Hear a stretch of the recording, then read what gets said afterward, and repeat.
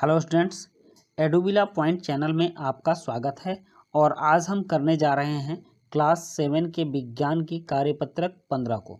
और इस कार्यपत्रक में हम हमारे आसपास के प्राकृतिक सूचक के बारे में जानेंगे। लेकिन इससे पहले मैं आपको बता दूं कि इस चैनल पर आपके लिए सारे वीडियो एक दिन पहले अपलोड हो रहे हैं। आप एडुबिला पॉइंट चैनल पर एक दिन पहले ही अपनी सारे वर्कशीट प्राप्त कर सकते हैं। तो चलिए शुरू करते हैं आज की वर्कशीट।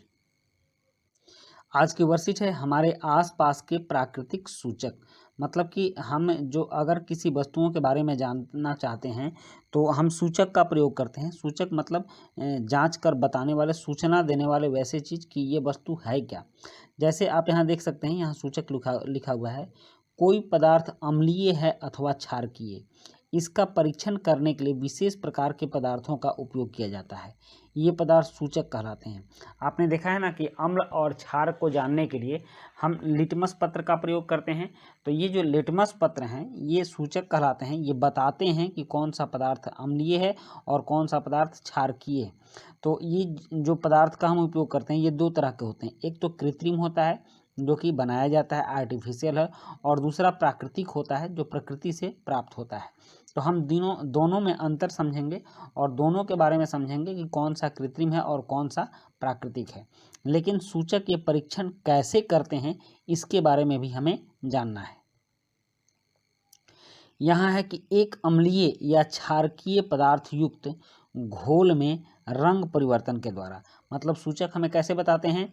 तो अगर कोई अम्लीय घोल है और अगर कोई क्षारकीय घोल है तो इसमें हम सूचक को डालते हैं और डालने के बाद सूचक का कलर चेंज हो जाता है, कलर परिवर्तित हो जाता है। और फिर एक पट्टी रहती है जिसमें कि सारे अलग अलग कलर दिए रहते हैं और इस परिवर्तित कलर को हम इस पट्टी से मिलाते हैं। तो जिस पट्टी से मिल जाएगा तो उस पट्टी के आधार पर हम यह घोषित कर देंगे कि यह पदार्थ अम्लीय है या क्षारकीय है। जैसे मान लीजिए यह नीला है, लाल है, मैजेंटा है, पीला है, हरा है, बैगनी है और फिर नारंगी है। तो इसमें जो कलर आएगा उस कलर को हम अब इस पट्टी से मिलाएंगे।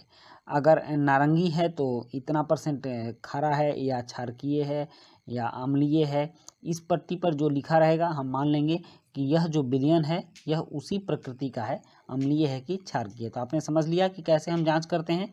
उसके बाद है लिटमस। तो लिटमस एक प्राकृतिक रंजक है। प्राकृतिक रंजक मतलब एक प्राकृतिक वस्तु है। यह सबसे अधिक इस्तेमाल किया जाने वाला प्राकृतिक सूचक है। इसे लाइकेन से निकाला जाता है। ये जो लिटमस है इसको किस चीज़ से प्राप्त किया जाता है तो लाइकेन से। लाइकेन क्या है? शैवाल है और जो कि प्रकृति में बहुत मात्रा में पाई जाती है। और आसुत जल में इसका रंग बैगनी होता है, मतलब पर्पल होता है शुद्ध जल में। यह विलयन के रूप में अथवा कागज की पट्टियों के रूप में उपलब्ध होता है। विलयन मतलब घोल के रूप में भी लाइकेन उपलब्ध होता है और कागज की पट्टी के रूप में भी उपलब्ध होता है। और इन पट्टियों को हम लिटमस पत्र कहते हैं। आप अभी तक बार बार जो लिटमस पत्र पढ़ते आ रहे थे तो आपने समझ लिया है कि लाइकेन की पट्टियों को, जो कागज की पट्टी की तरह होते हैं, लिटमस पत्र कहते हैं। और लिटमस पत्र दो प्रकार का होता है, लाल लिटमस और नीला लिटमस। तो चलिए अब देखते हैं। पहला पॉइंट है, जब नीला लिटमस को अम्लीय विलयन में डाला जाता है तो यह लाल हो जाता है। मतलब नीला लिटमस अम्लीय विलयन में जाने के बाद लाल हो जाता है। और जब लाल लिटमस को क्षारकीय विलयन में डाला जाता है तो यह नीला हो जाता है। आप इस चीज़ को बारीकी से समझिए कि नीला लिटमस को अम्लीय विलयन में डालने से लाल होता है। मतलब नीला लिटमस अम्लीय विलयन के गुण को बताता है और लाल लिटमस क्षारकीय विलयन में डालने पर नीला हो जाता है। मतलब लाल लिटमस जो है वह क्षारकीय गुण को बताता है। तो अम्लीय और क्षारकीय गुण जानने के लिए हमें नीला और लाल दोनों तरह के लिटमस की आवश्यकता पड़ेगी। उसके बाद है एक हल्दी। हल्दी भी प्राकृतिक सूचक है और यह भी कलर चेंज करता है।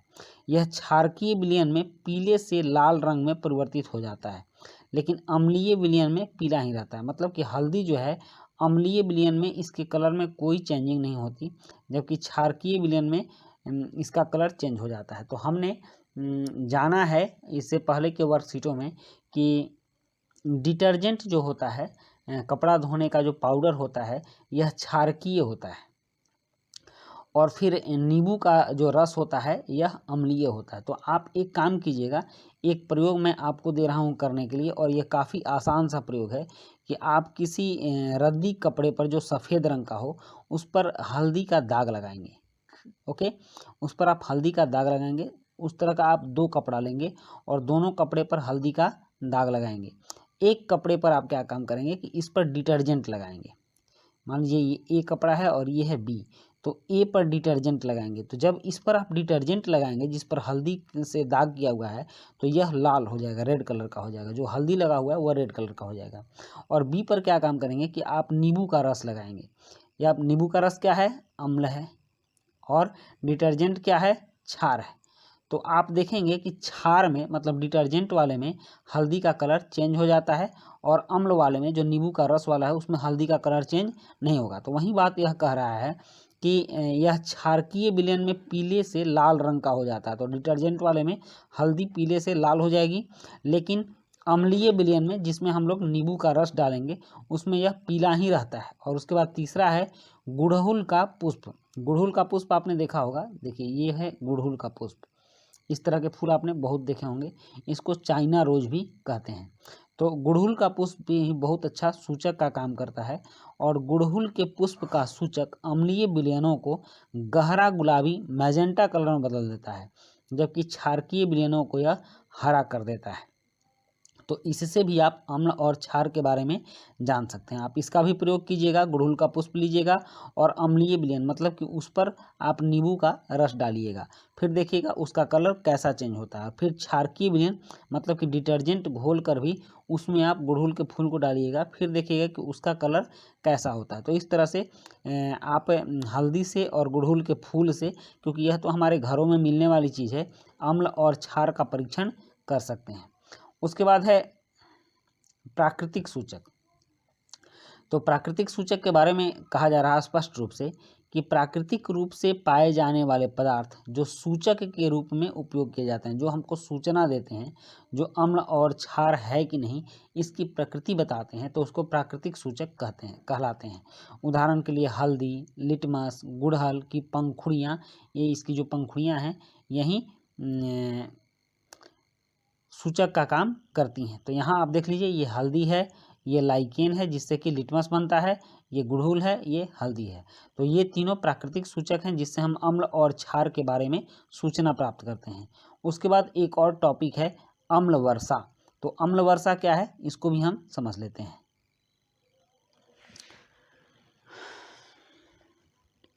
वर्षा जल अम्लीय इसलिए हो जाता है क्योंकि कार्बन डाइऑक्साइड, सल्फर डाइऑक्साइड और नाइट्रोजन डाइऑक्साइड जैसी प्रदूषक गैसें जो वायु में मुक्त होती हैं, वर्षा जल में घुलकर क्रमशः कार्बनिक अम्ल, सल्फ्यूरिक अम्ल और नाइट्रिक अम्ल बनाती हैं।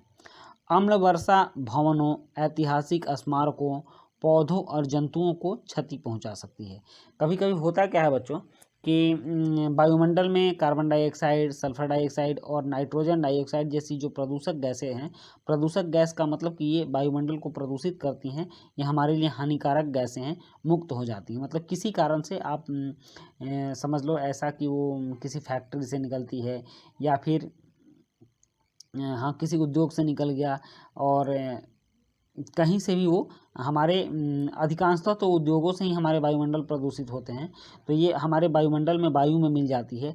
फिर जो वर्षा का जल जो बादल होता है उसमें यह घुलकर कार्बोनिक अम्ल, सल्फ्यूरिक अम्ल और नाइट्रिक अम्ल बनाती है, और ये बारिश के माध्यम से हमारे फसलों पर, हमारे भवनों पर, ऐतिहासिक इमारतों पर, स्मारकों पर गिरती है, जिससे कि उसका कलर चेंज हो जाता है और जंतुओं को भी क्षति पहुंचा सकती है। जंतुओं के शरीर पर गिरती है तो तरह तरह की बीमारियां भी उत्पन्न करती हैं। तो यह है अम्ल वर्षा, इसको हमने समझ लिया। अब इसके बाद यहाँ पर आपके लिए कुछ बहुत ही आसान प्रश्न दिए गए हैं, इसके लिए हमको अलग से प्रश्न उत्तर लिखकर बताने की आवश्यकता नहीं है, मैं यहीं पर बता देता हूँ। जैसे यहाँ है कि प्राकृतिक सूचक किसे कहते हैं, प्रश्न 1 है प्राकृतिक सूचक किसे कहते हैं। तो इसी के ठीक ऊपर में आइए और यहाँ देखिए एक लाइन में लिखा हुआ है कि प्राकृतिक रूप से पाए जाने वाले पदार्थ जो सूचक के रूप में उपयोग किए जाते हैं प्राकृतिक सूचक कहलाते हैं। उदाहरण के लिए हल्दी, लिटमस, गुड़हल की पंखुड़ियाँ इत्यादि। तो यह है प्रश्न 1 का उत्तर, आप इसको लिखिएगा उत्तर में। प्रश्न 1 लिख दीजिएगा और उत्तर में इतनी बातें आप लिख दीजिएगा। आपने समझ लिया, ये सारी बातें आप लिख देंगे तो आपके प्रश्न 1 का उत्तर बहुत आसानी से हो जाएगा। समझ गए? उसके बाद चलिए, उसके बाद प्रश्न 2 है कि गुड़हल के पुष्प का सूचक क्षारकीय विलयनों को क्या कर देता है। तो यहाँ देखिए, गुड़हल के पुष्प का सूचक क्षारकीय विलयनों को हरा कर देता है। तो आप यहाँ हरा भरेंगे, प्रश्न 2 के 1 में हरा भरेंगे। उसके बाद प्रश्न 2 का पार्ट 2 है, जिसमें कि क्षारकीय विलयन में हल्दी का रंग पीला से क्या हो जाता है। अभी हमने बताया है कि डिटर्जेंट में हल्दी का रंग कैसा हो जाएगा, पीला से लाल में परिवर्तित हो जाता है। क्षारकीय विलयनों में हल्दी का रंग पीला से लाल में परिवर्तित हो जाता है। तो ये एक प्रश्न और 2 प्रश्न आपके हो गए। उसके बाद है तीसरा प्रश्न। तीसरा प्रश्न भी बहुत आसान है, कह रहा है आप अम्लीय विलयन एवं क्षारकीय विलयन में लाल लिटमस पत्र पर क्या परिवर्तन देखेंगे। तो अम्लीय विलयन में लाल लिटमस पत्र क्या हो जाता है। यहाँ प्रश्न 3 का उत्तर दिया गया है। आप लोग प्रश्न 3 के उत्तर को लिख लेंगे क्योंकि यह लिखने लायक है। तो इस प्रश्न 3 का जो उत्तर है कि अम्लीय विलयन में लाल लिटमस पत्र को डालने से उसमें कोई रंग परिवर्तन नहीं होता है।